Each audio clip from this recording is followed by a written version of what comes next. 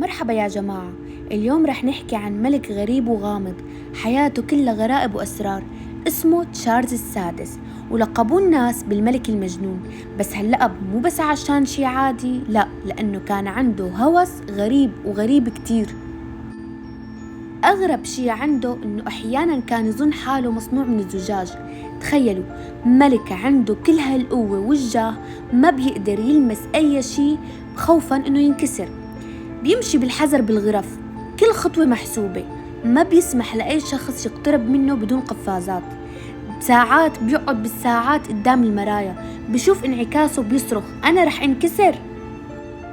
يا ترى كيف ممكن ملك عنده كل هالسلطة يعيش بالخوف والغموض؟ خلونا نغوص أكتر بعالمه الغريب ونشوف قصته الكاملة. تشارلز السادس تولد سنة 1368 بفرنسا لعائلة ملكية قوية. من هو صغير كان مختلف عن باقي الأطفال، حساس كتير وكتير بيتأثر بالمواقف الصغيرة. تخيلوا طفل صغير بهيك حساسية، كيف رح يعيش وسط البلاط الملكي المليان ضغط؟ تشارلز اتربى على ايد مدرسين صارمين، تعلم الأدب واللغة والرياضيات، بس كان عنده جانب غريب. ساعات بينعزل وبيقعد يرسم ويكتب لنفسه قصص غريبة. سؤال: ليش طفل عنده كل هالتعليم صار يختار العزلة والخيال؟ عمره ما تخطى 20 لما ظهرت أول علامات الجنون. أحياناً ينسى مين هو ومين حواليه، بيصرخ فجأة وبيخاف من أشياء صغيرة حتى من نفسه.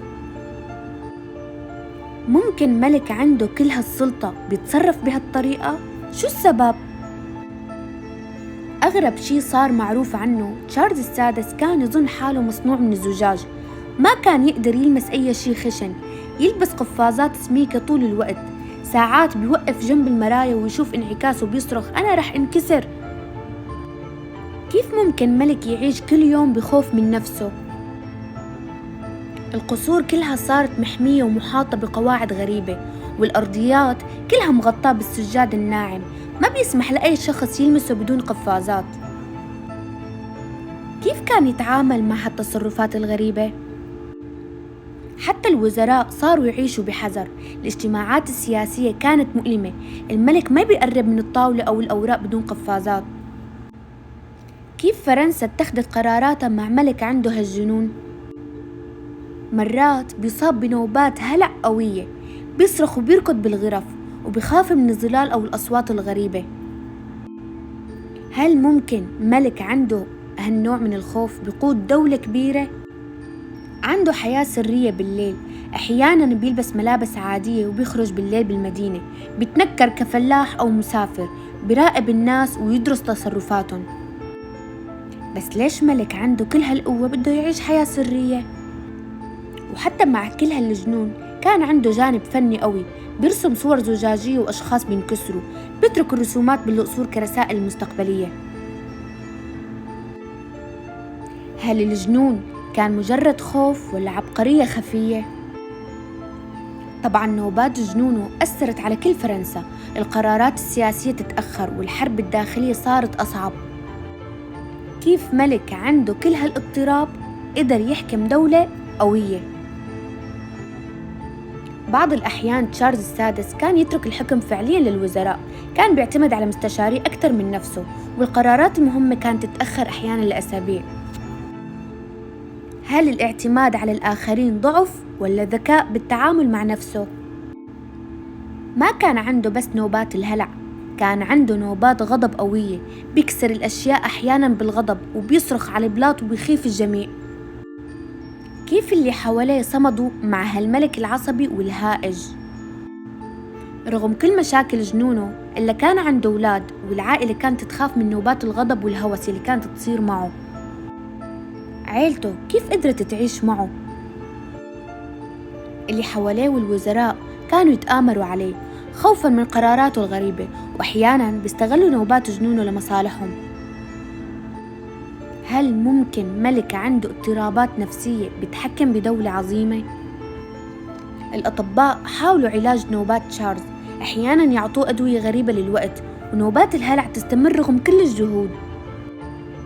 كيف ممكن علاج ملك عنده كل هالاضطرابات بالقرن الرابع عشر؟ الهوس بالزجاج صار يسيطر على حياته، أي شيء صلب أو معدني بخيفه، حتى التعامل مع الأكل صار صعب. ليش صار معه كل هالشي؟ ورغم كل جنونه ترك إرث فني، رسومات محفوظة لليوم، وبعضها بتحكي عن خوفه وبعضها عن ملكه الغريب. يا ترى هالفن كان ملجأ الوحيد من خوفه؟ أفعال تشارلز السادس أثرت على ملوك فرنسا بعده، وبعض القرارات أدت إلى حروب لاحقة، والبلاد تتعلم كيف يتعامل مع ملك عنده اضطرابات نفسية. كيف ممكن ملك غريب يترك أثر طويل على التاريخ؟ توفى تشارلز السادس سنة 1422 بعد حياة مليانة غرابة وخوف وهوس، وبالزجاج ترك وراءه إرث كبير بالرغم من معاناته النفسية. هل كان ملك مجنون فعلاً أم إنسان عبقري محاصر بخوفه؟ قصته بتعلمنا شي واحد، حتى الأشخاص الغريبين والخايفين أحياناً بيتركوا إرث كبير. انتو برأيكم الملك الزجاجي كان مجرد مجنون أم عبقري عنده عالم خاص مختلف عن كل الناس؟ وهيك تنتهي قصة الملك الزجاجي، ملك عاش حياته كلها بين خوف ووهم، ومع هيك ترك وراء أثر ما بينتسى. بس التاريخ ما خلص، لسه في قصص أعمق، ملوك أغرب، وأسرار بتخليك تسأل حالك يا ترى هالجنون هو اللي كان يحكم العروش، ولا كان في شيء أكبر عم يسيطر على العالم من وراء الستار؟ لا تنسوا تشتركوا بالقناة وتفعلوا الجرس ليصلكم كل جديد. تابعوني وحبوني، ومن لايكاتكم لا تحرموني. مع السلامة.